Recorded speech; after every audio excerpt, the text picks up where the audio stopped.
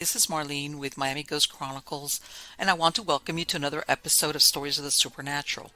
Wherever you find us, whether it's a video or podcast on your favorite platform, please like and subscribe to us so that you can get notification of when a new show is released. You can also find us on major social media platforms. If you go to miamighostchronicles.com, you can find links to the videos or MP3 files, which you can download and enjoy without commercial interruptions. If you're into classic horror, ghost, and adventure stories, I narrate Nightshade Diary, and you can find links at nightshadediary.com. If scary stories are your bag, and listening to encounters with cryptids, ghosts, dogmen, and other weird creatures sends a shiver up your spine, then go to supernaturalstorytime.com for links to our weekly podcasts. Noteworthy news about the paranormal world, true crime, conspiracy stories, and anything that is just plain weird can be found at eerie.news or visit the Stranger Than Fiction Stories tab at miamighostchronicles.com. Please subscribe to my newsletter on Substack. Just go to mppellicer.com for a link. I want to thank you for being part of my audience, and I think you are all wonderful. Hi, everybody. How's everybody doing? Good, I hope. I'm doing good.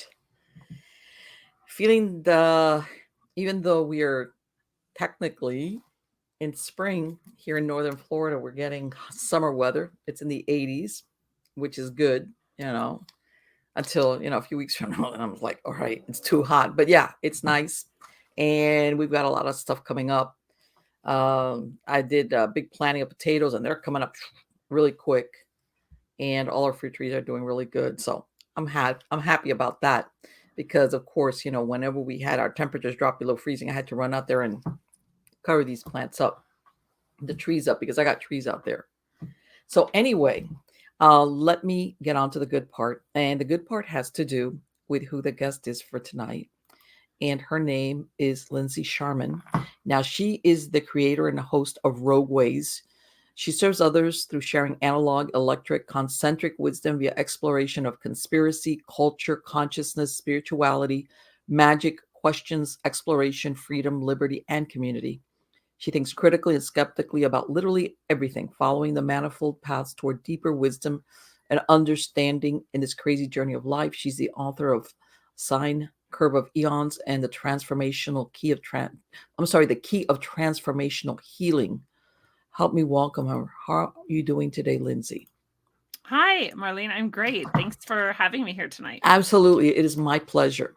Now, that's a lot of deep stuff that I read real quick in your bio. There's a lot of it. Yeah. Right. How did this something that you grew into as you were a child, or did you have an event that propelled you to seek, to look at the world through this lens? What happened? Oh, it's always such a hard question to answer, because it really was everything. Okay. Everything about my childhood, the way I was raised, the trauma I went through, the spiritual connection I found, some events that happened in my teenage years definitely opened my eyes to, that there's more going on here than, materialist atheists can describe and explain. And then, the rest of it was just sort of, I say to people, I feel like I was kind of forced into my path. I don't know if I had a choice. And if I did, it definitely wasn't at a conscious level, but I just kept finding myself in places and doing things that were very spiritually oriented. I kept synchronistically landing myself in the laps of shamans who would teach me various things. And so eventually I grew to understand my connection to source, my guides, my allies, and to work with them, and then to help other people heal as I have healed myself through these types so of you were basically, and it sounds like, because sometimes people, like, those synchronicities, they happen but they don't pay attention to them. That's true. But it sounds like you did. You kind of like realized something was going on. Most of them were like impossible to ignore. I mean, I really couldn't have stopped. I mean, for example, I was walking in Quito in Ecuador, and I was just walking through a random building, and I was with, 3 other people, and there was no one else really there. And this shaman just like popped out on this like multi-levels up in this building, in this courtyard we were walking through, and he pointed at me and like yelled something in Spanish at me. And you must have been like, what? I was like, what's happening right now? And my, boyfriend who was with me at the time spoke Spanish better than me.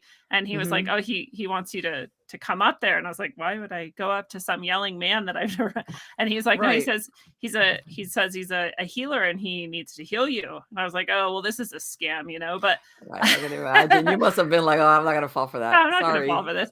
And then whatever he said, it was like so synchronistic with what I was thinking and had been thinking that I was like, oh, maybe I do need to go talk to him actually. And we were kind of like, well, we have plans, we're leaving. We're not even, and then we're leaving tomorrow to another city and whatever. And he was like, well, come back tonight after your plans before you leave tomorrow. Like, I have to do this healing on you and whatever. And I was like, I mean, okay, I guess we'll give it a try. Like, what? Okay. And all the other people with us were like, we've never, and they live in that city and they explore there. And they were like, we've never seen him or had him yell to anybody. Let me ask you, just out of curiosity, was his background, was he indigenous? Yes. Okay. Yeah. All right. He was a Taita there. So we would Okay. call him a shaman, right? But there he was called a Taita, which is like calling him a father. Okay. And he performed an indigenous ceremony with me and did a healing and it scared him. I mean, he was scared during it. He's really okay. Yeah, that scared me. But that happens also every time I end up in a shaman's lap. So let me ask you something. Did he tell you why he got scared, or what was it that he felt or witnessed that he said? He said that first of all, when he had first seen me, he could tell there was a great darkness around me and that I needed extra protection from it. Okay. And I was like, well, yeah, I'm pretty familiar at this point. I had already had kind of a similar but totally different shaman in a totally different place, like almost had this exact same experience. So I was like, yeah, this is like an old story with me. And then when he was doing the ceremony of the candle that represented me and my soul or something, like almost went out. And he said in his decades of doing this, he had never, ever had a candle almost go out. And if the candle went out, it would mean in his, practice and his sort of background, it would mean certain death. Wow. That candle, level. it's like don't breathe hard around that candle. I mean, I know, but I mean, I know I'm making it, but I sounds like he had years of experience. So if he's telling you this, yeah. And what happened afterwards? He kind of knew things that he shouldn't have known, and I felt totally different afterwards, which again, I people listening to this might not know this about me, but I started sort of from an atheist. Okay. I mean, in my youth, I had some Lutheran Christian background, but it was very weak. We just went sometimes. And honestly, it was usually just me and my mom. The rest of my family didn't even always go. And it was very much not like a big deal, but I did have that. But as a teenager, I was an atheist and a materialist, and I'm very science-minded, logical-minded, and skeptical.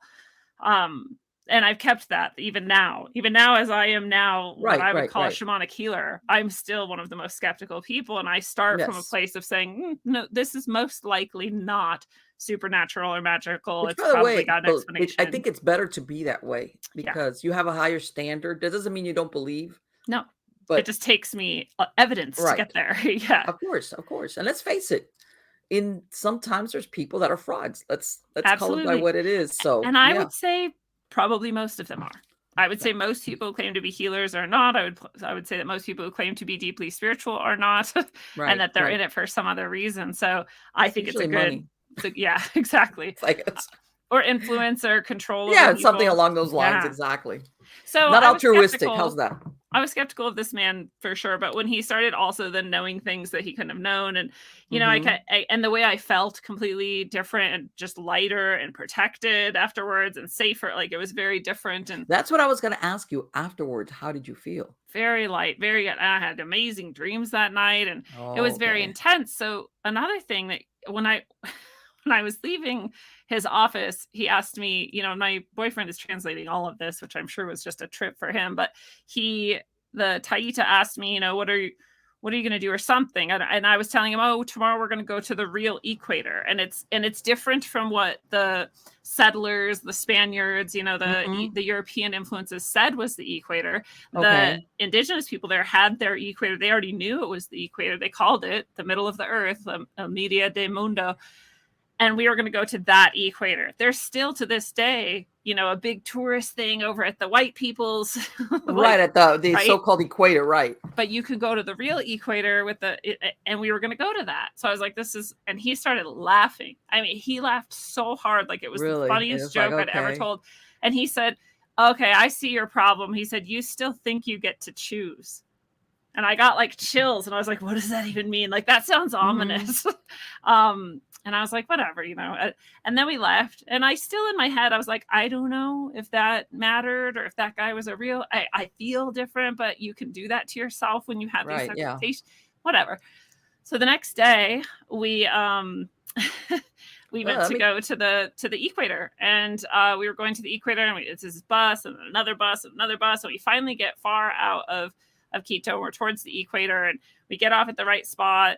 We find a taxi, and we tell him we don't want to go to this Disneyland, you know, right, equator. the tourist We want to trap, go to the real one, right? And we're pointing at the book, and we're describing it, and you know, my boyfriend speaks really, really excellent Spanish, so there's I know there's no confusion, but some people are just rude. So this person, for whatever reason, decided to bring us somewhere completely different.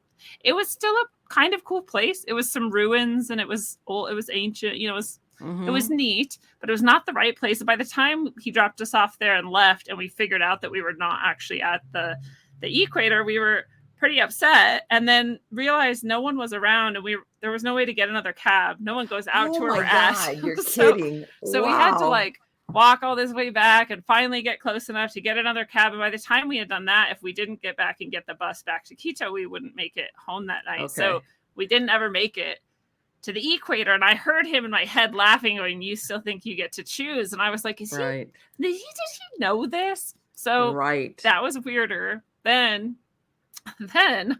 we ride the bus back to Quito.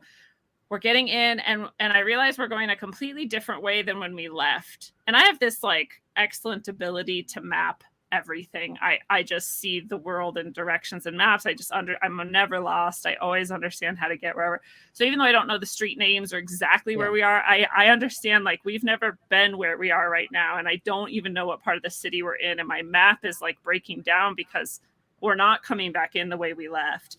And it starts to make me really nervous. And I'm like, this is not good. Like, we don't know where we are actually. And if we don't know where we are, we don't know how to get back to our hotel, you know, and it's getting late. Like, the sun is going down. It's going to be dark soon. It's going to be dark in a random neighborhood in Quito. Like, it could be fine, and it could be really dangerous. Like, we don't know where I'm sure you were probably repaying all these movies of like, yes. and I'm hearing him say, like, you still think you get to choose. So I'm like, oh my God.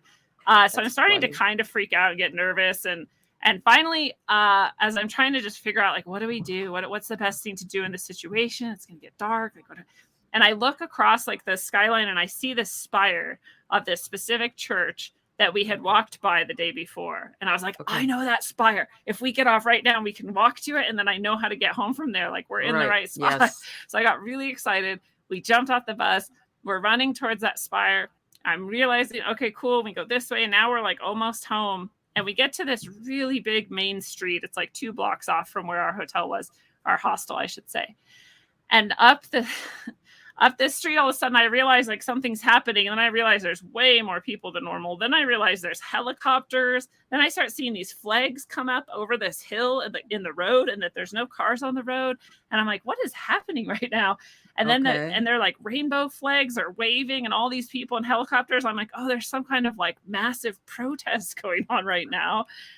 And I'm like, this is crazy. And right then I saw that same image from a dream I had 2 years earlier, before I even knew I would go to Ecuador.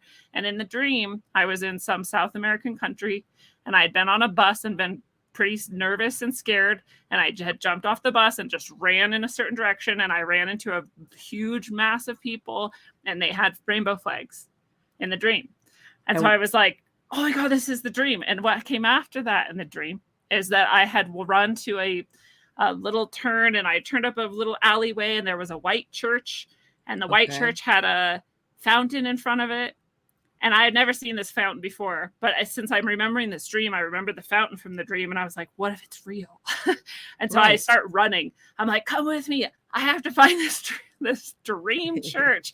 And I run and I turn and I turn, and there's a white church and it has a little fountain in front of it. And I you're just like, sat down and oh, was like, what is life even? Like, what is even happening? right. Because I was never supposed to be right there, right then. I was supposed to have gone to the equator and come back on a totally different bus and got off at the right bus stop and just went up to my hostel. Yeah, And it's like, instead, I man, got off on the right you were spot. pushed totally off what you had planned. Right. Which then again, I heard him laughing and saying, you still think you get to choose. And I was like, I didn't get to choose anything about this day, but something in me knew it was going to happen 2 years ago.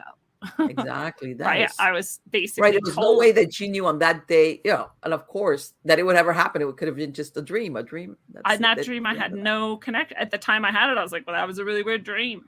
But I just had no other thought about it ever again until that moment when I saw it playing out in real life. And I was like, I've dreamt this before. Like I've dreamt this exact scene. And if I go there and there and there will be a white church. And there was.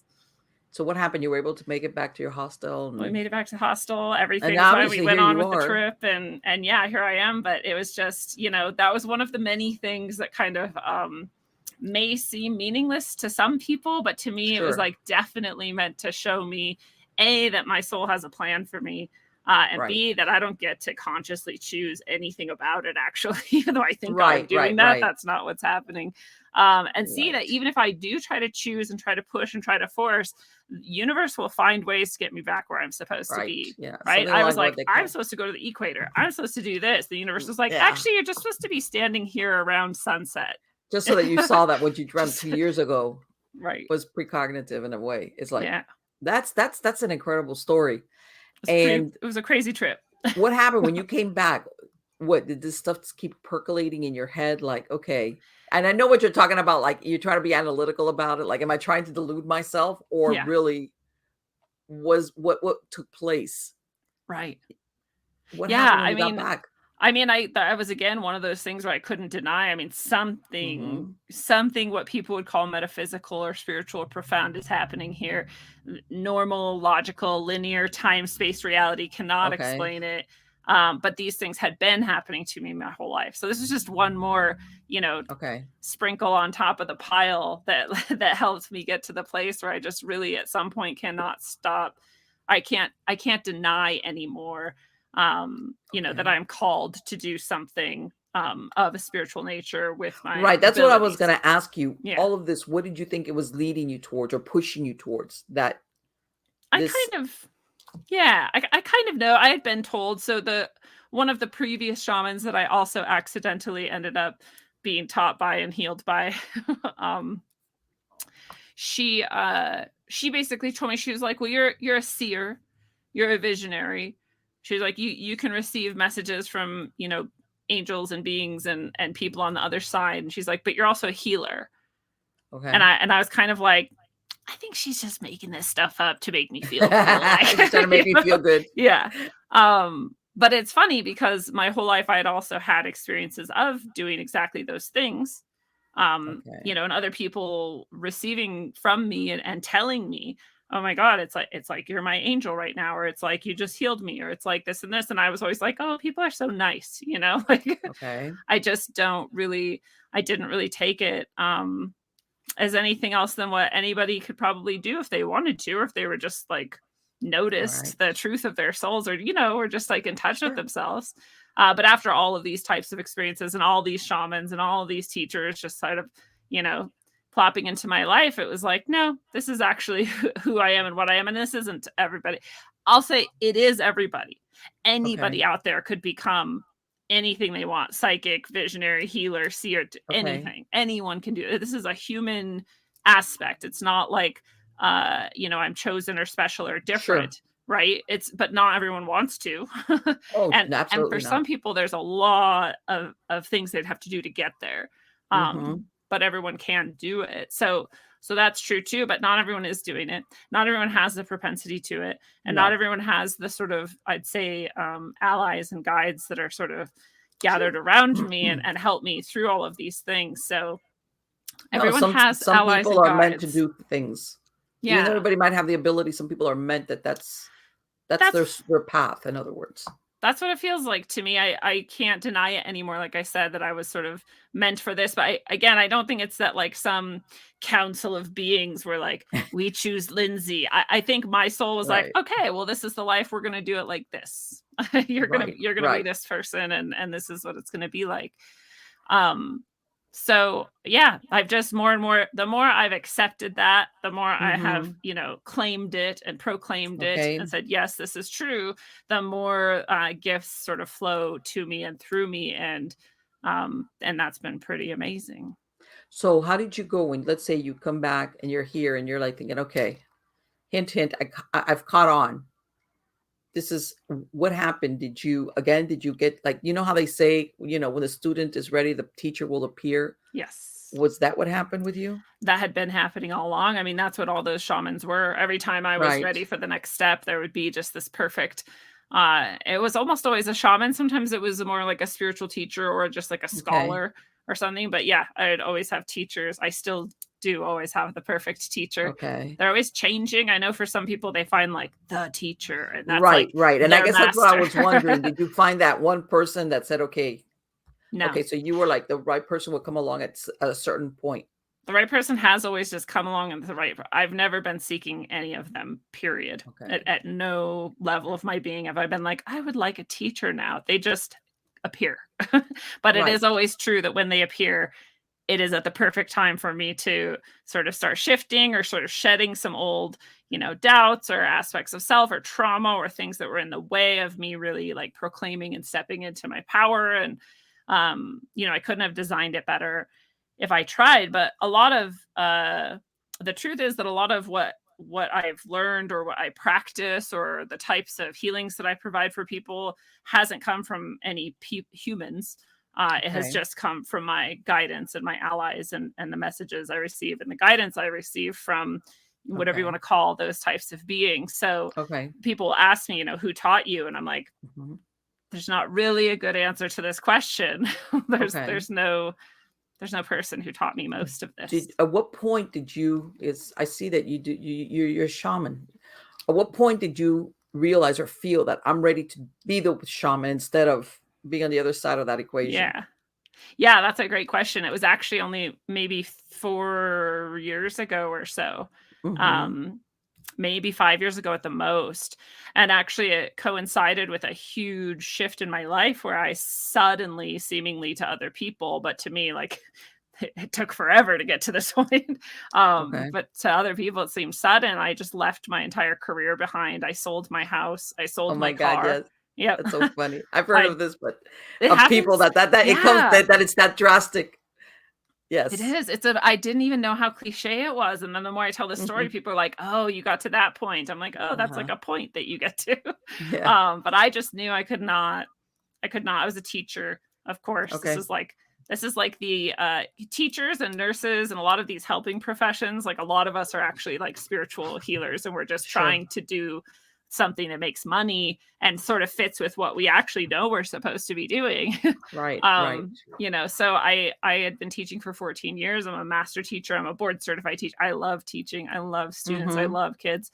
But I just couldn't do it anymore. The adults in that industry are often insane and horrible. So I'm sure they think I'm insane.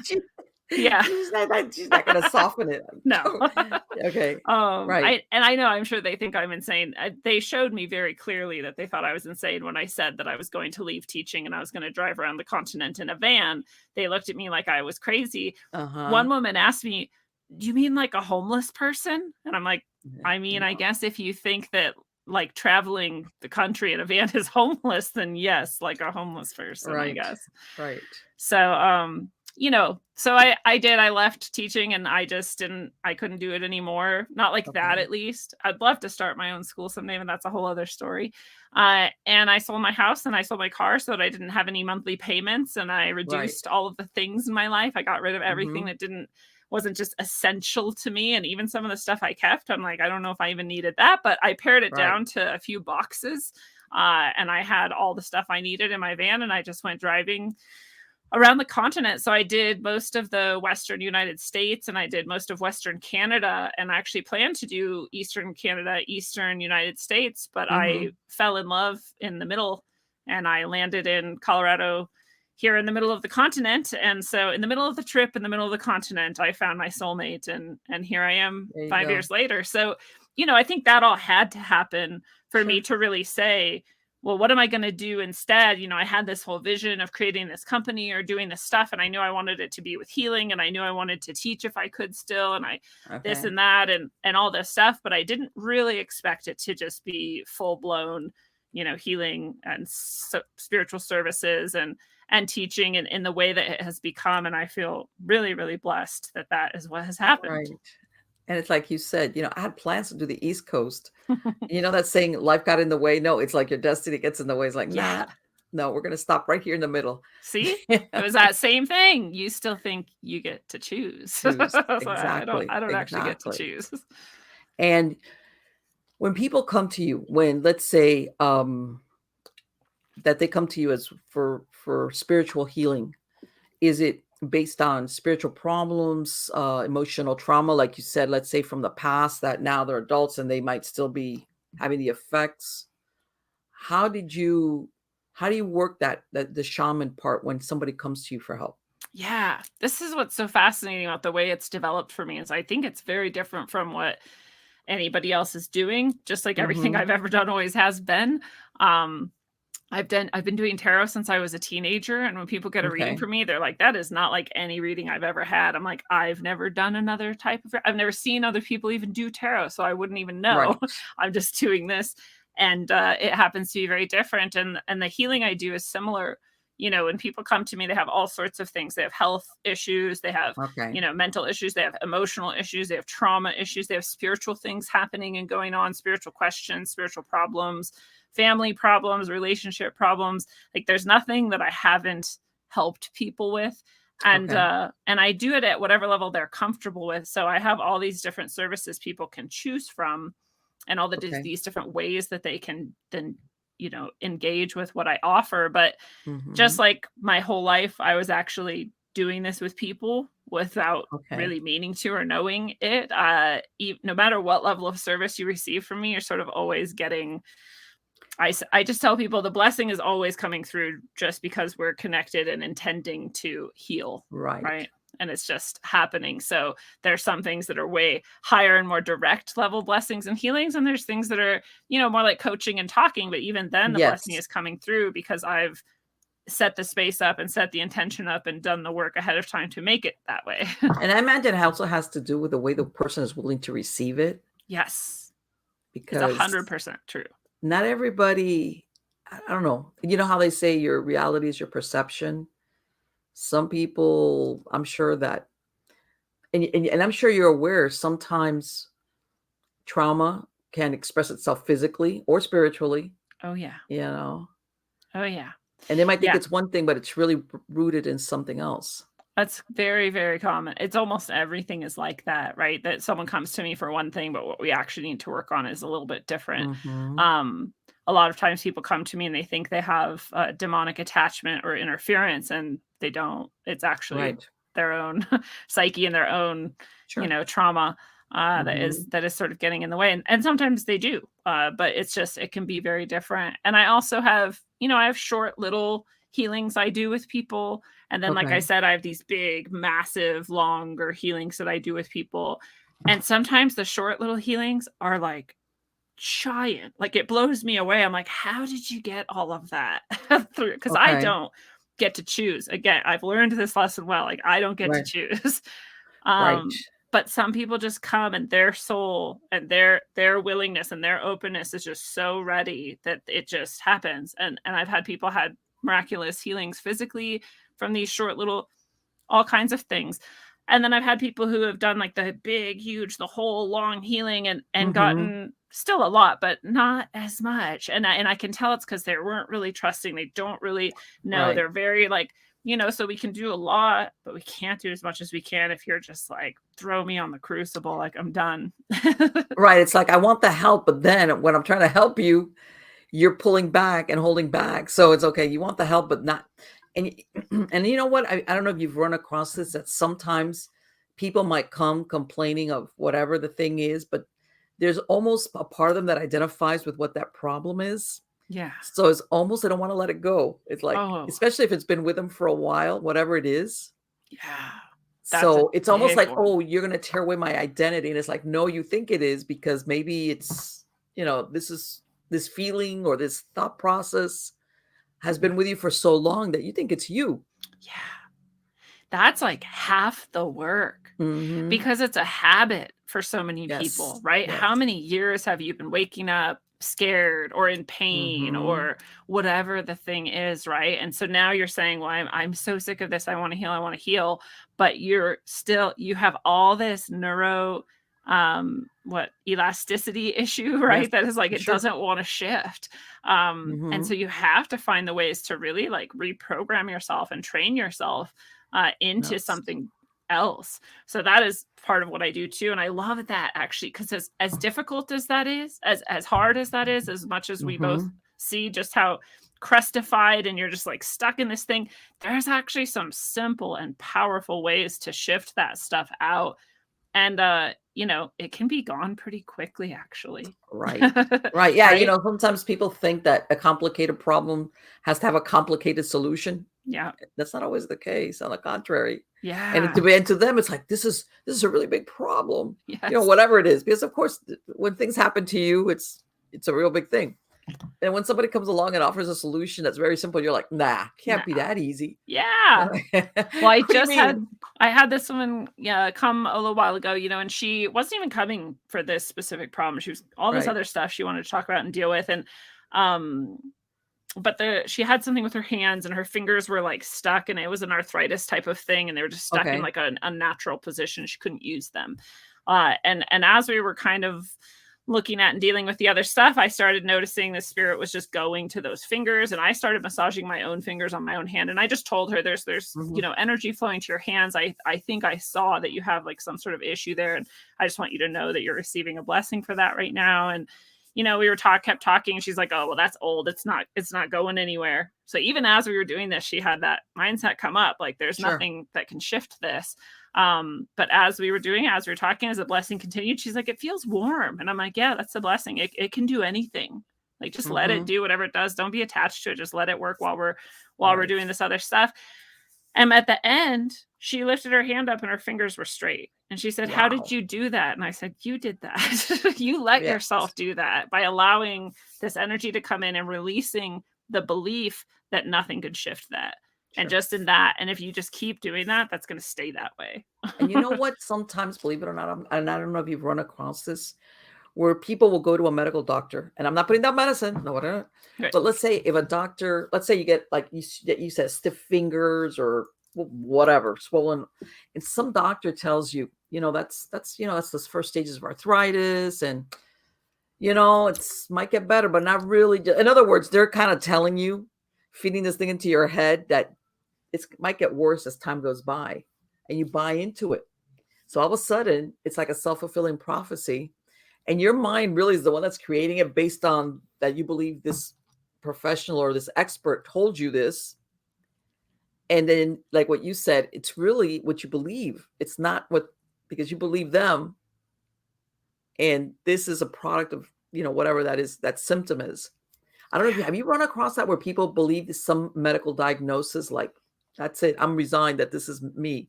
Yes. Yes. And it feeds into that exact same process where we're like, well, that's who I am and that's what I am. And, Sure. part of us, for me at least, I've had some massive physical health issues in my life. And one of them when I was young was scoliosis. I have really severe S-shaped curvature in my spine, and I had to get Okay. surgery for it and all this trauma.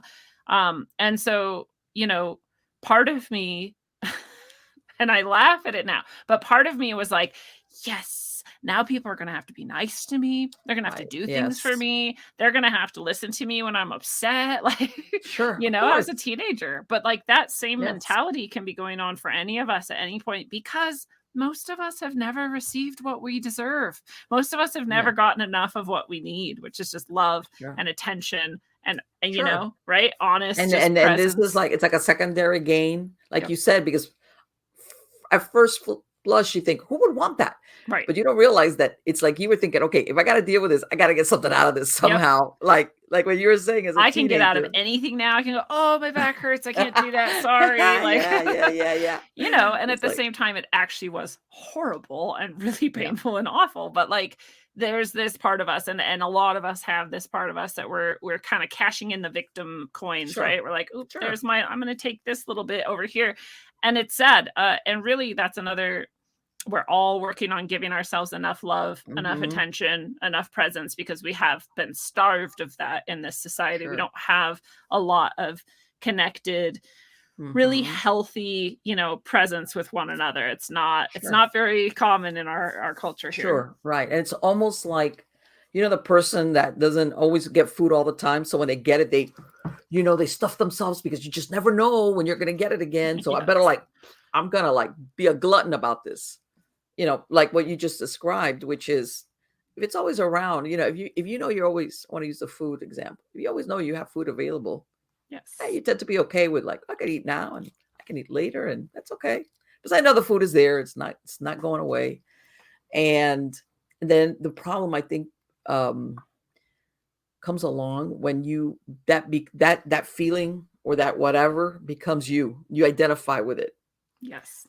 And yeah, that's divorcing people from that. I think sometimes must be really hard. And let me ask you, when people come to you for a healing, have you ever had to tell them this is more than what they thought it was? Like when you look like something like what happened when that shaman in Quito was like, what? Like in other words, this is wow, this is he intense. Was worried. Yeah. All right. Has that ever happened to you? God, now I don't think so. I think it's almost always the other way, where people think it's way worse than it actually is. Okay. And when people have come to me and they do have pretty dark, energy and things going on, they know it. They're not, they're not deluded about it. They're like, yeah, this is, what do I do about this? So, and most of those people are similar to me, actually, where they're, I think, healers. And, so they, in other words, whether it's on a conscious or subconscious level, they know that this is the origin of whatever it is that, and I'm sure you understand, like the human condition or human bodies, we have things that go on with us that come and go physically, organically. And then there's that long lasting thing that always is around, whether it's a thought process or spiritual, or if it's expressed itself in a physical form.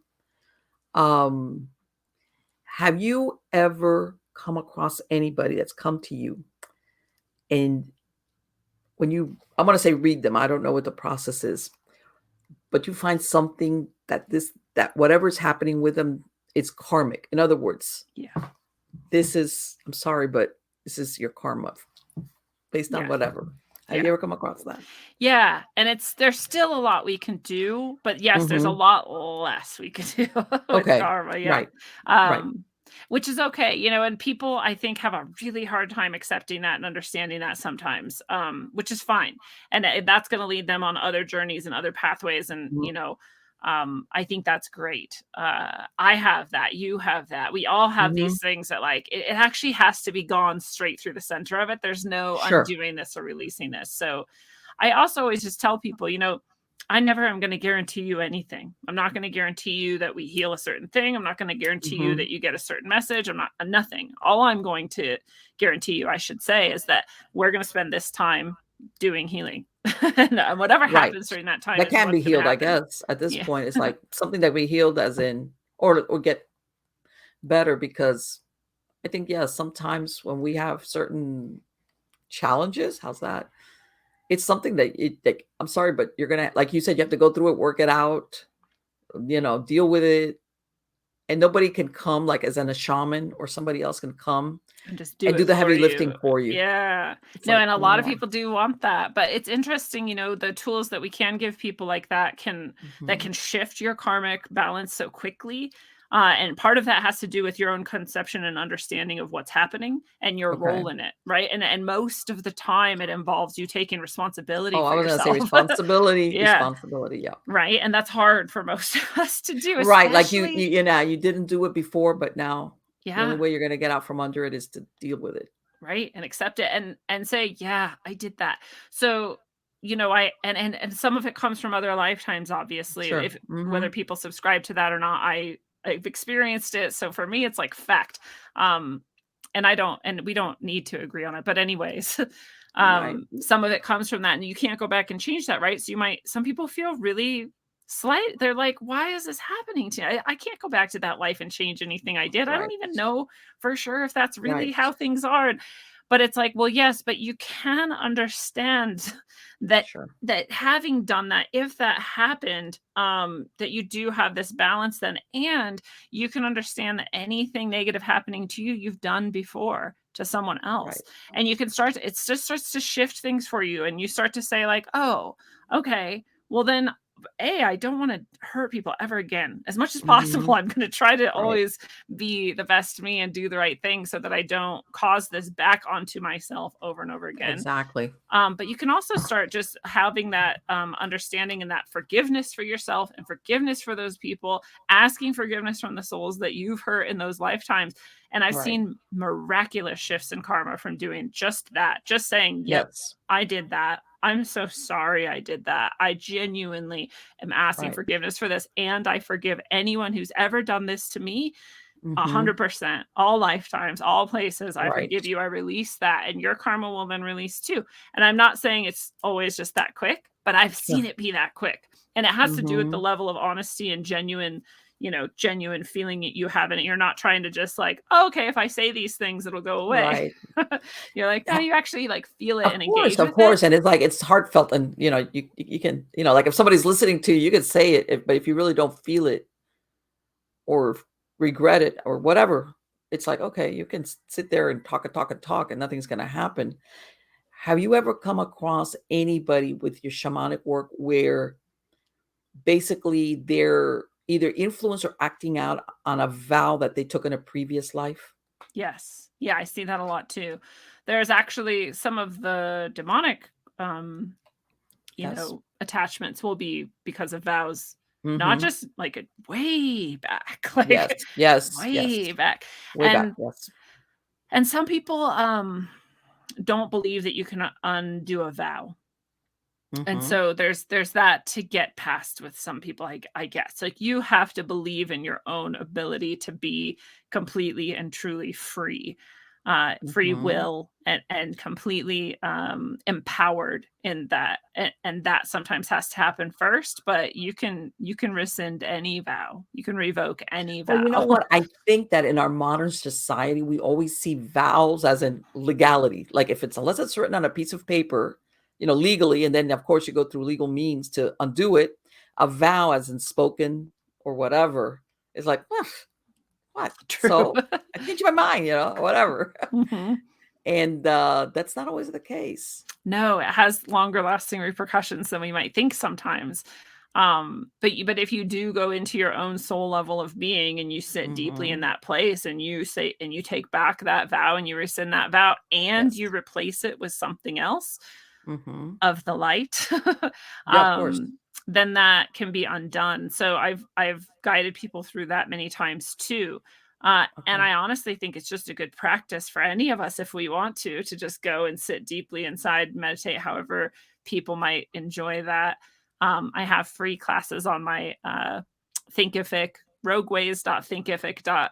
Mm-hmm. If people want to go take a free class on meditation and mantra, that might help them. But you can go in and sit there and just say, in all lifetimes, in all timelines, in all places, I rescind and Right. revoke all vows, especially with those dark negative entities, all contracts, all relationships, all agreements. Like throw in whatever words you can think of that you Right. want to. Right? There's no ultra formal way to do this. It's the Mm-hmm. intention really that matters. And just cast those out, and then say to yourself in your soul, I invite in alignment with whatever your conception is, heaven, light, source, Yes. angels, Buddhas, whatever you like, instead. So again, it's important to replace it. And some people don't want to do that. And I don't have a better way. So, so they can either, I Do think, you have the vows, try and rescind them without replacing them and right. see if it works for them, or replace it with the And you light. know what? You could always ask yourself, your disbelief, is it really underneath it on the level is that you don't want to lose that there's something there that Yeah. somehow feeds your soul, whatever, even though you might be like very, you feel like you're suffering for it. But have you ever encountered people like with what they call parasites, as far as maybe on their aura or something like that, and they don't understand how to get rid of it, in other words? Yeah. Those are, I'm going to maybe shock some people, but I've never met anyone without any. I shouldn't say that. Very few people, but it's very Yeah. few people. Yes. You are of a pretty pure presence and intention constantly to not Hmm. have any And of that's a those hard things. thing to That's a do. hard thing. Most people are so far from. I'm Yes. far from that. Yes, exactly. I was gonna Yeah. say, unless you I live mean, on a mountain under the rock, like right. Like I do a lot of practice each day. I do a lot of presence building. I'm getting better and better all the time. I am not 100%. And so mhm. I have them too. But I have a good spiritual hygiene and practice regularly Okay. to release them and replace them with, replace the energy with my own and with light, and just Mhm. clarify. And more, I'll have less and less of those. And the way I see them on the spiritual plane is the big ones are like when you'll see people like addicted to like heroin or even Sure. alcohol, right? And they'll have some pretty like hefty ones that you can tell have been there for a while.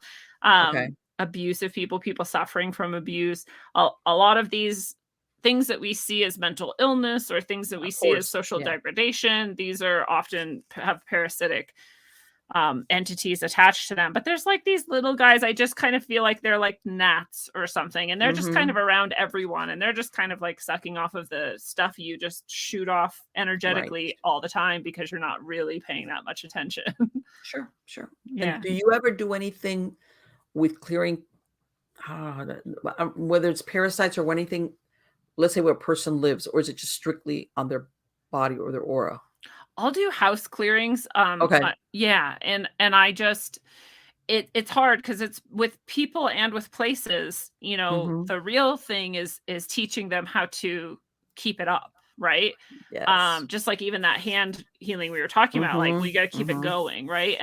And so that's why a lot of my focus becomes teaching people. Okay, here's what you do now. From now on, as often Sure. as possible, every day or however, you're going to be doing this. And all of them are good things for all of us to do. Don't you ever get But people that say, "Oh, what do you mean? I gotta keep doing this?" yeah. Yes. Yeah. And I'm like, "Oh yeah, I mean if you want to go pay so and so however much to like say that it's done forever, feel free, but Right. I don't Exactly. personally buy that." It's like, Um "Oh, you clean your house once and that's it, you're done?" Of right. course you're gonna have to. There's It's no a quick fixes in spiritual work. There's no pills. No, there There's no isn't. yeah. Because again, we live, like you said, we live in this world that things happen to you, you witness it, you react to it, whatever, and there's just no way that you can remain unaffected, I guess, Yeah. at I some mean, degree. like you said, unless you live under the rock up Right, in the mountains. that's Yeah. the thing, how you always see the aesthetic that lives on the mountain going, and I was Mhm. like, "Man, that's easy to do Yeah. because the everybody leaves you alone." It's when you Yeah. engage in daily life with other humans and everything around us that gets messy. All Yeah. right. And that's That's the why rusty part. yeah, and that's why we can all kind of stop and congratulate ourselves that we're even Yes, here having this conversation and understanding it absolutely. because we're surrounded with all that chaos out there. Of I course, was and it's, it's like there's no way to escape it, even no matter what, and of course, even if, let's say, you're one of these people that's all the time inside, it's gonna come at you, whether it's through the computer or what you see, even what you read. There's a million ways that it'll get to you, yeah. always, Yep. and it's very difficult to, how can I say it? No matter how conscientious you are about what you take in or believe, how's that? There's always stuff that seeps in. And then depending on a lot of things, what, like you said, your background, your life experience, what you do with it. Yeah. Right. Like you said, you've got somebody with a traumatic past, something happens or they witness something and it triggers something in them where another person, it's like, okay, well, that was pretty bad, but that's it. Yeah. But for this person, it could, or the parasite or anything like that, which basically what they would, from what you're describing, they feed off our energy, right? Is what you're describing in a way. Yeah. They're just like a physical parasite. There has to be something there for them to Right. find enjoyable and live off Yes. of, or else they wouldn't be there. And this is yet another level of self-responsibility, as we say, well, you can feel victimized by the parasite, but the truth is the parasite wouldn't be there except for the choices you make. Sure. So the better choice is to say, I'm responsible for the presence of this parasite. It doesn't mean you have to say like, okay, well, hooray for the parasite, let's go. No, you then say, well, what do I need to shift in order to make sure that no parasite can feed off of me? Some of Okay. those things we listed are pretty straightforward. Like, well, if you're an alcoholic, you can't drink anymore. Sorry. Sure. If you're a heroin addict, you have to find a way to stop doing heroin. Right. A lot of these things are easier said than done. I think that personally, a lot of people with addiction problems, parasites are what stops them from staying sober. These people that go into rehab Yes. and they keep going back and they keep going back and they really want to stop and they just keep, a lot of people say, well, and I'm not saying no, but the addiction where your body, the reward centers in your brain are, this is what they want. Yes. I'm not saying no. Right. But I think that behavior where it just keep going back, I think there's a portion of it that you can attribute to parasites. Absolutely. Yeah, they're people will have this, I talk to people about this. They're like, well, what is that when I'm like doing this thing and all of a sudden I'll just sort of feel like this energy or this voice and it'll be like, oh, you suck, you're stupid, like you should go have a beer or whatever. It's like, oh, that's the parasite for sure. Yes, like that's the parasite. It's coming through you. It's making you think it's your own thought. It's not your thought. That's them. And you're still responsible for creating the environment in which it's harder and harder for that parasite to even talk to you or through you. And you're still responsible for not going and having the beer. Right. Well, or you always have the, let's be friends. You had a really hard day. You deserve a drink. Yeah. That was really rough. That kind of thing also, like, really somebody, like, even among humans, the person that's pretending to be your friend really isn't. Yeah. It's that comes in a lot of formats. Or the person that has their own parasite and they're trying to do to themselves and they just want you to say it because then it's even easier for them. Like, let's just go have 2 pizzas and a carton of ice cream and like we deserve it. And a pitcher full of beer to go with it. Yay! I think we deserve something healthy actually. But this is because I know there's people every time I talk about this who are like, oh well, you just don't know. Well, yes, I do. I've been addicted to nearly every substance known to man. I've been through trauma. I have complex post-traumatic stress disorder. I've been diagnosed with ADD, ADHD, anxiety, depression, everything. I have multiple physical severe disorders. Like I've had to come back from all that. So I do actually know what it's like. Right. And I know how hard it is. So I understand it from both sides now. I understand it from having lived through it. And I understand it now from helping other people go through it too. And it is still our responsibility. We are responsible for ourselves. That I love this meme that was floating around. It's like, you're not responsible for the trauma that happened to you. You are responsible for healing from it. Yes, of course. I was going to say, yes, sometimes we are a victim of circumstance, especially if you're a child, let's say where, and even then, sometimes things happen to you that there's no way to escape it. But you're absolutely right. What comes afterwards, are you going to continue to exist under the shadow of this event or whatever? Yeah, then that, like you said, then it's falls in your court. What are you going to do with it? Yeah. That is difficult. Absolutely. Absolutely. But what's the alternative?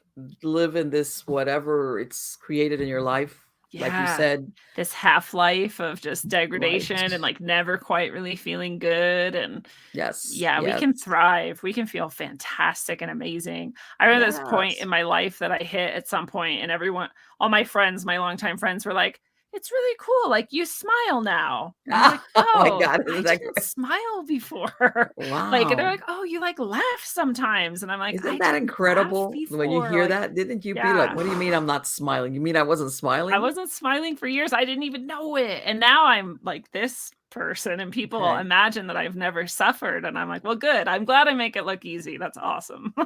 Did you come across any teacher, shaman, or anybody that you, like you said, that you ran across, but that you could say this person really had a profound effect on taking me to the next level?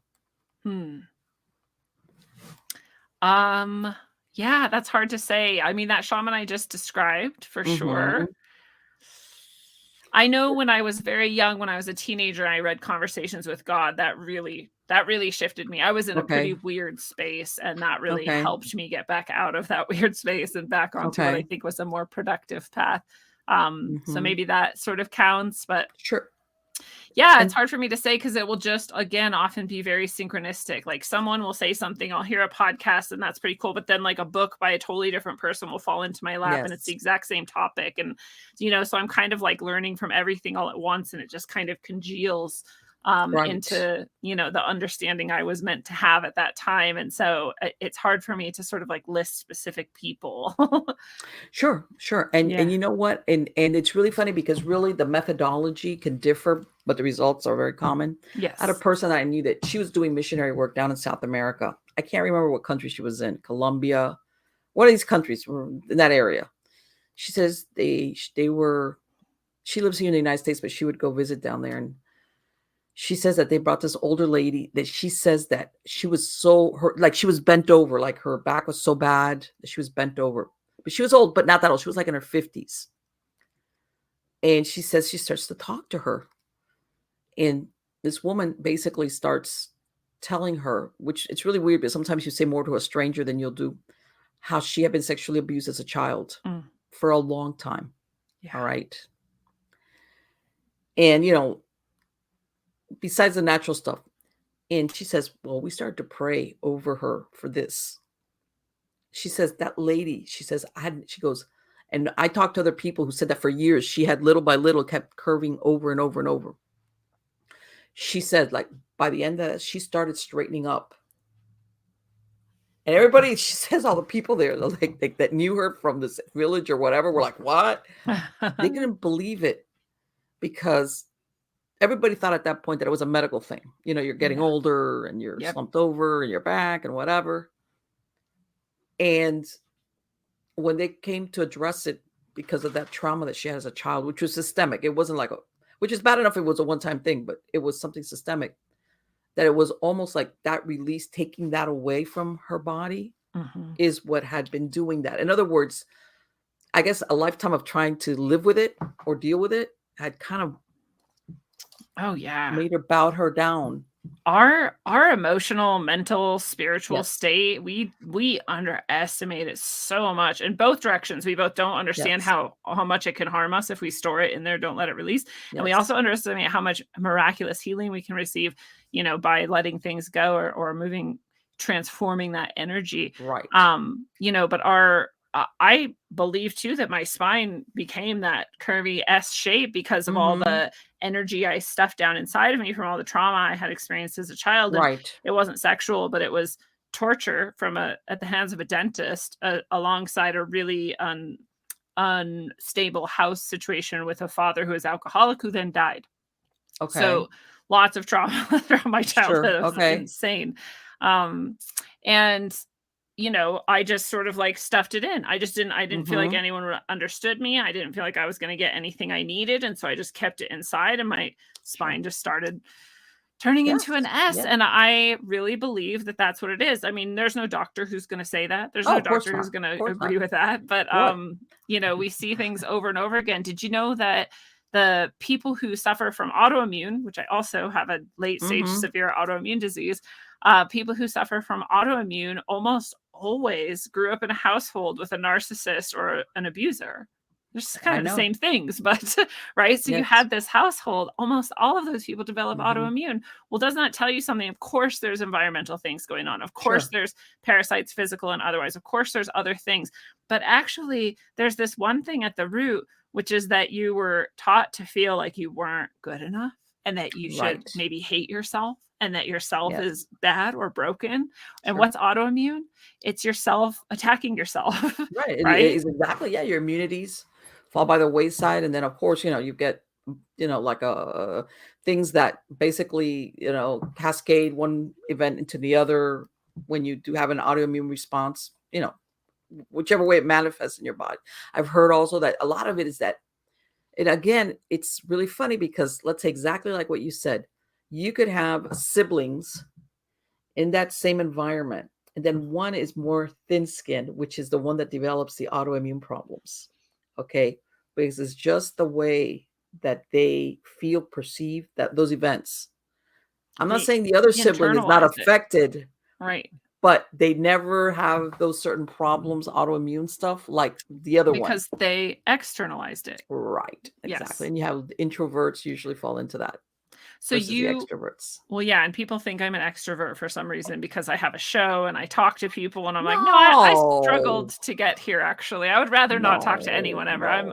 That's so funny when people say that because, some people, if you tell them, hey, I'm going to take you to a party where you don't know anybody and I expect you to go and shake everybody's hand and be like, no. Like, oh, I don't even want to go to a party. Can I go sit in a quiet room with a dog? What? Yeah. Yeah. And then there's some people, it's like, oh, great. Sure. Okay. Yeah. I had those Myers-Briggs tests, they used to have percentages. So you were, somewhere on a spectrum between this thing and this thing. Now they just tell you you're either this thing or this thing. I can't find the spectrum ones anymore. But when they used to have the spectrum test of the Myers-Briggs, I was 51% extrovert, which really just means I'm 50% introvert with a tiny, I'll step into the extrovert land and then go back. Yes. Yes. And it's basically the motivation, like you said, like, okay, people don't believe I'm an introvert because I can do a podcast and speak. Yeah. Okay. But it all depends on what's motivating you and then there's some people that, these are your car salesmen, or whatever. They're whatever. They could go and shake hands and whatever, kiss babies with strangers. And to others, you take an introvert and you're like, you want me to what? Yes. You must be crazy. But it's let me for my podcast listeners, Lindsey, what is your website address if anybody wants to get more information from you or book an appointment with you? Yeah, I am at Rogue Ways. Ways, not like waves in the ocean, but ways like pathways. Rogueways.org is the site. And on Rogueways, you can find everything I do. There is that link to that Thinkific site for anyone who wanted to go take that free course. That just, you scroll down like a second. It doesn't show up right away, but it's this big button that's just right there. It says courses. Along the top, you can click on spiritual services and just directly book with me. Any of the services I offer. I do sound healing. I do ceremonial healings. I do just coaching and talk sessions is what I call them. If you just want to talk through anything, and those can be really powerful in themselves. I do what I call guidance sessions where we get in touch with your guides and allies and channel through some messages from them. All kinds of stuff on there. The books that I write are on there. I actually channel through some messages and they're in some books. The Key of Transformational Healing you mentioned is the most recent channeled book, and it is very profound. Even if you're spiritually advanced, I'd say it might blow your mind. It's a pretty cool text there. And I also just finished the fictional novel trilogy. So Trinity's Genesis, A Future Once Removed, is the last of the 3 fictional novel books. Those are also channeled through. They're really cool reads. So people out there like fiction, those are on the site too under books. And I also have a shop.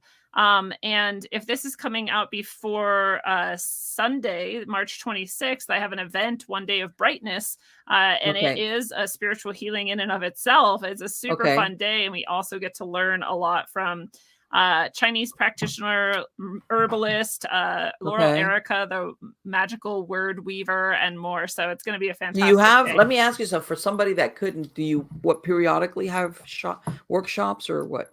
I do. I just teach via usually the coaching and talk session now. I used to do a thing that I called Brighter You, which was a 3-month, I think, course where we met weekly. And the goal was to help people unlock their spiritual skills in service to themselves and the world. And so I just don't always get enough people to make that like the best Right. thing. And sometimes I do, and I have a ton of people, and so I'll do it if I get a lot of interest. And If then you other get times enough I people. don't. So I don't have just like a regular offering of that. It's just kind of comes and goes when the right people come together. But I do like to teach. So if people out there are also looking to, understand their own experiences themselves or step into their own power, that is something I'd love to do. And so, like I said, I just do that through the coaching and talk sessions now. And then these equinox and solstice events, One Day of Brightness, I've actually, this is the, I think, 12th one we'll do. I do them every equinox and solstice. So they're like a teaching in themselves, and they're also a healing in themselves. And they're just a really fun day in alignment with the spring equinox this time. And we'll do summer solstice next time. We just get as close as we can to that date while being of course, on a Sunday. So people can come. Yeah. It has been absolutely fascinating to speak to you. Do you have any other books now in the works? I do. What I actually do right now is I channel through. So the way the Key of Transformational Healing came through, and All Endings Are Beginnings, is the other spiritual channeled book that are direct channel word for word. Those two come about in little chunks. They'll just be little bursts. And so now I just do those on my Substack. So rogueways.substack.com if people want to subscribe to that. Okay. Yeah. And so those come out a couple times a week, usually. Sometimes more, sometimes less, just depending on what's going on. But I just do it as often as I'm called, at least. And so those are coming out bit by bit. And when I get a good chunk of them, there's going to be another book. So yeah, I know what you mean. And of course now with the internet and Zoom, I hate to say it, or it facilitates us. Whereas before you have to physically go somewhere. Yeah. Now people can attend. Can just go grab it. It has been absolutely great to speak to you, Lindsey. I want to wish you the best of luck on all your future projects. Well, thank you so much, Marlene. It's been fantastic to meet you. Thank you. Take care. Thank you so much. Be well. Bye-bye.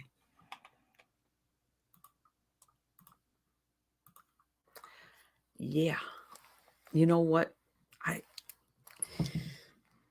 I agree with her that sometimes we have a lot of synchronicities happen to us. How's this? You have sometimes things happen that really don't mean anything. And then there's other things that if you look at, you go, man, what are the chances of this happening? The synchronicities, some people say, okay, you think of somebody that call you, you meet them or you see them, or in some cases you're thinking of something and then all of a sudden you go someplace and you find that book or you meet that person or you see that video or that something. And sometimes people pick up on it right away. And then there's other people that dismiss it like, it's just, that was coincidental. All right. And actually sometimes synchronicities is just the universe trying to like tap you on the shoulder and say, you were wondering about that. You were asking about that. You were thinking about that. Here, hint, hint. Why don't you listen, look, visit, read this to help you along in whatever it is that you're thinking about, either to convince you or to give you an alternative or to make you think that's not really what I thought it was going to be. Because sometimes people think, synchronicities or the universe is always to encourage you. Sometimes the encouragement is to let you know maybe what you're thinking this thing is, whatever that is not what you think it is. All right. And that happens to a lot of people. They make up in their head this thing of like, I want to do this. I want to go to this place. I want to do that. And they kind of like, wherever it is that they sourced it. And then it ends up being a big waste of time, or they get there or they do it. And they're like, man, this is not what I thought it was. What a waste of time. And then they stick it out, especially if there was any type of study done, like, man, I put so much effort and time, money into this. I guess I'll just stick it out and do it. Sometimes synchronicities is just, I guess some people, and I know it depends on your personality. It all depends on how willing you are to take a hint. How's that? Instead of it being like in your face, like, oh, well, how was I to know? Because sometimes, or that was easy. I was thinking about, okay, how about, I was thinking about going back and getting this certificate in my career. I don't know, whatever. Let's say something you're thinking about. And then all of a sudden something crosses your path where to point you, or all of a sudden you go to eat lunch with this friend, and this friend brings somebody else along, and this person does exactly what that certification that you want to get. And here they are unexpectedly. You didn't even know they were going to be there. And you're able to have this conversation with this person, where they either encourage you and say, oh yeah, man, that's great. It was like, I did it. And or no, you know what? When you get that certificate, this is really what comes with it. It was like, I did it and I realized it wasn't worth my time and I didn't make the money. What?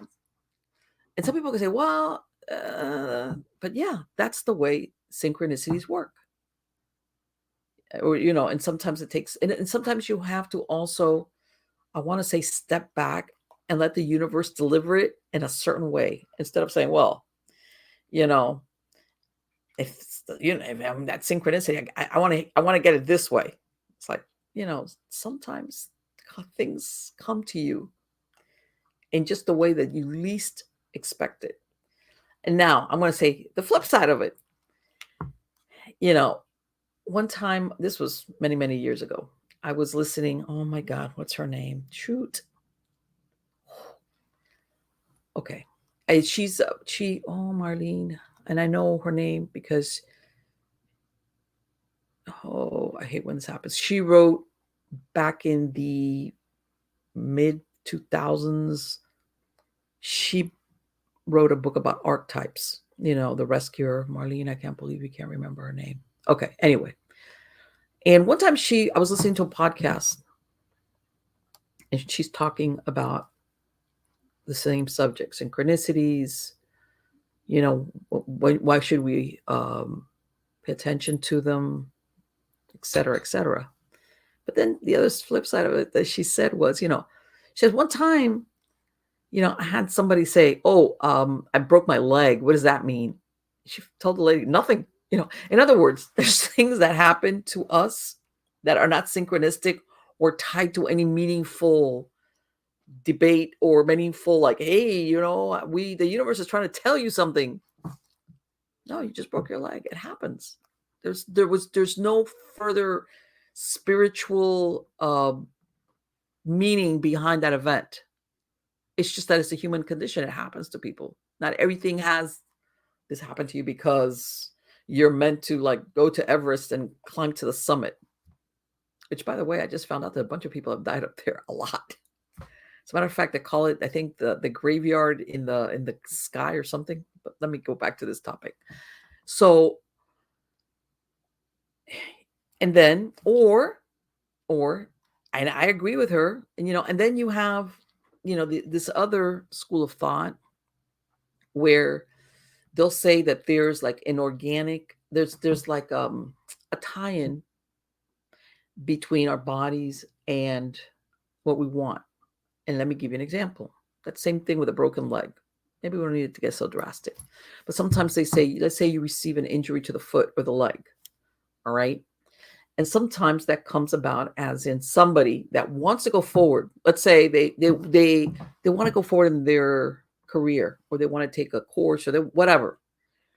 But they're afraid. In other words, this is where we go into the debate of the conscious and the subconscious. The conscious level, this person wants to think, well, you know what? I want to get that extra degree or that training, or, maybe I need to go and go apply to a different department or that different company or that different title, whatever. I'm talking about going forward. All right. It might even, sometimes it even entails leaving town, but okay, but let's go along with something that, and then they start getting a leg or foot injury. And sometimes this is the body's hesitancy, as in the subconscious, being afraid of going forward. Of course, because what propels us is our legs. In other words, there's like there's a conflict between what we logically, consciously want and our subconscious mind, which is kind of wigged out because doesn't want to go there because this is the unknown. This is, who knows what will come with that. Let's stay here where what you're doing, even though you're probably could do that job, and you're smart enough, or you have the, the knowledge. No, but what if? And then, of course, you extrapolate to the worst nth degree. You don't know it, you'll be a fool, whatever. This happens. Even people, I've heard of people that they spend their careers not trying to get, let's say, promoted. And a lot of people say, man, I can't believe, why haven't you ever become a supervisor or manager promotion, or tried to do this other job that'll, God knows, and a lot of people are really like, and it's because there's something in them that fear overrides everything else, that subconsciously just rules the roost. It's like, it'll be, yeah, well, you know what?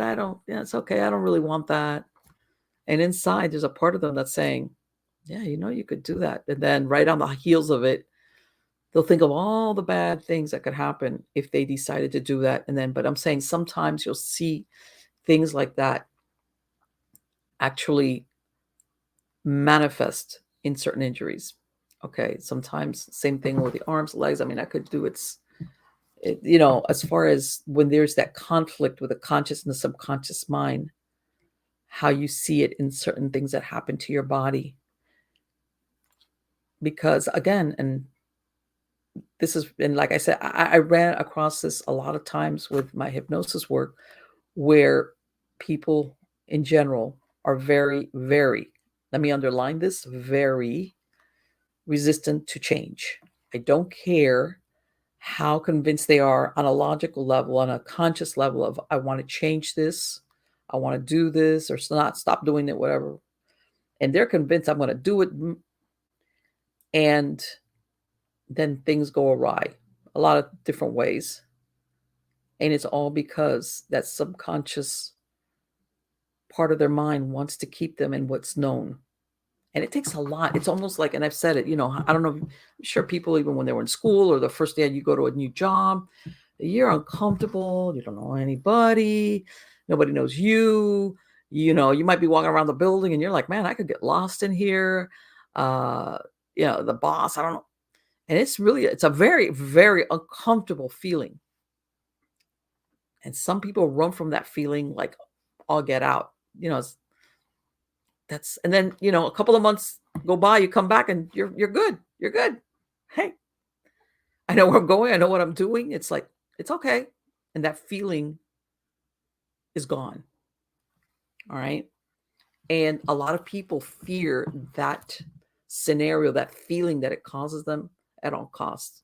It could be in a lot of different areas. I'm just giving you that as an example, where some people, that feeling of uncomfortableness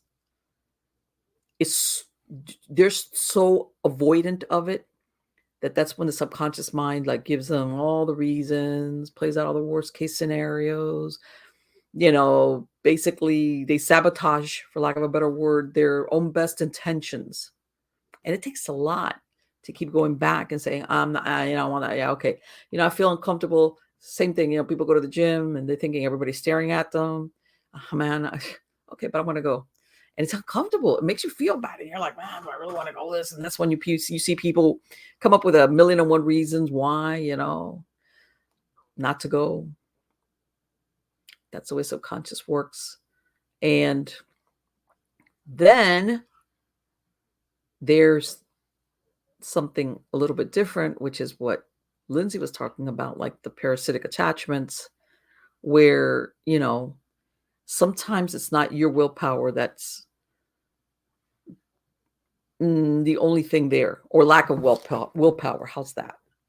Okay, but I do agree with her with what she said. Sometimes things happen to people that are beyond their control. It is. Just things happen. Some people say, well, you did this and you did that, or you were here or you were there. So when this happened, come on. I understand. Sometimes people get themselves in trouble all by themselves. Then there's other things that happen to everybody.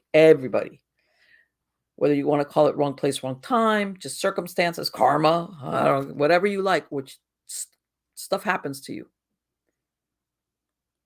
And I agree that some things it's not like there's nothing I could do about this. Now, I do agree with her that once you get beyond that moment, whether there's somebody to blame, if somebody did something to you or didn't or whatever, and you get beyond that point. Now, what is within your control is, what are you going to do about it? Are you going to continue to live in the shadow of this event, or with an S, plural, events, depends, or not? That is difficult. Absolutely it is. There's something that you just don't do one day and that's it. No, it's an ongoing daily thing until you get beyond it, until you convince yourself to force yourself in some cases to confront bad memories, bad feelings. I think one of the most difficult has got to be that feeling that there's nothing you can do to undo or reverse or erase what that event was. Time travel is not possible. And I think that's really difficult for a lot of us, especially when it's a really bad event, to face. That can never be undone. Never. And once you come to that point, instead of trying to fix it, replay it, whatever, then it's when you say, okay, you know what? I cannot undo it, but this is what I'm going to do from this point onward. And live with it, deal with it. It's like, it's there. And by the way, I've mentioned it before, not forget it. People, if it was up to them, if they could sometimes even erase that event from their memory, which some people do if it's traumatic enough and it happens early in life, that's when you have these people that have those hidden memories. But let's not go there. That's in the weeds. I'm talking about people that have this memory and they wish, man, I wish I could live without this memory being inside my head. And sometimes that's not going to happen either. You can't undo it. You can't forget it. And so what are you left with? I'm going to have to live with it. And I'm not going to live under its shadow. I'm not going to be victimized by that memory. Because yes, you can be victimized by a memory. Everybody thinks of, sometimes, how's this? Sometimes people think that being a victim, which I'm not into victimology at all. Some people think that it's when something is done to you. All right? To you individually or in a group. Sometimes you're a victim by witnessing something. All right?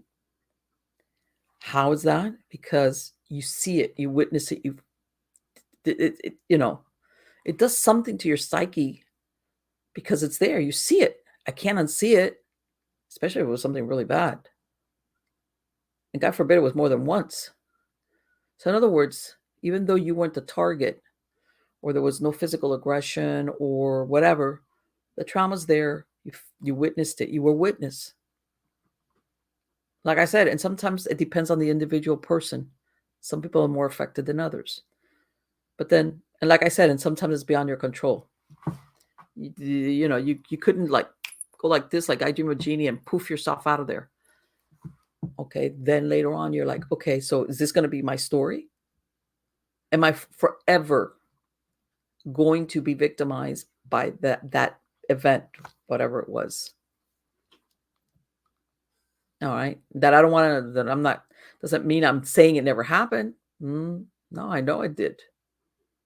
But am I always going to have to live with that dominant over me? Because really, ultimately, it is your choices, which is what I think Lindsey was referring to. That part is your responsibility. And God knows there's a lot of people that do spend the rest of their lives under the effect of certain events that were really bad.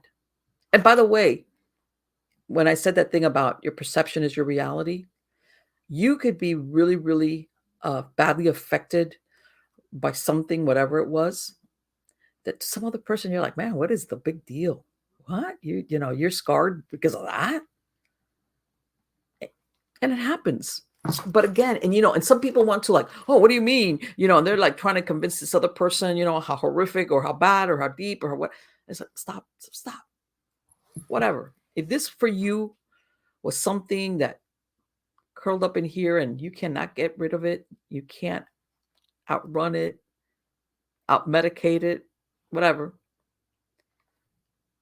That's you. It's like, you got to love yourself with all your foibles and say, well, you know what? I'm that kind of person. It's just a great imagination, whatever. I can't forget it. Right now that I accept that about myself and forgive myself, that because that's just the way I am. That's the way I'm made. Now, what am I going to do about it? What am I going to do about it? I'm going to try not to dwell on it. I'm going to try to go beyond it. I'm going to realize there's nothing I can do. The thing about I can't do anything about it except move on and try to be happy. In other words, because some people sometimes also they have these events that occur to them, which means, wow, if I saw this witnesses was victimized, experienced it, well, you know what? Then that's it. I'm done for the rest of my life. I'm going to be tainted by this, and I'm going to be either sad or anxious or whatever because hey, that happened to me. Why? No, I haven't seen that. I haven't seen where that's written down. That's a choice you make. That's a choice you make. And you know what? And it's I want to say in some cases, depending on what it is that occurred, it's something that you have to do on a daily basis and distance yourself. And I'm sure everybody's had bad things happen. Like and I made this example before that when the event is fresh, it hurts. It hurts and you can't escape it. And maybe you have difficulties sleeping and then as time goes by, it starts to ease. And little by little, you start thinking less of it. And then 10, 15 years, you'll think of that event or that person or that whatever, a pet died. I don't know, whatever. And it's not a good memory, but that emotion that you had, whenever you thought of it, that raw emotion that made you feel physically bad, it's not there anymore. And we have that ability to do that even with the hardest things. It's not pleasant. As a matter of fact, you shouldn't dwell on it.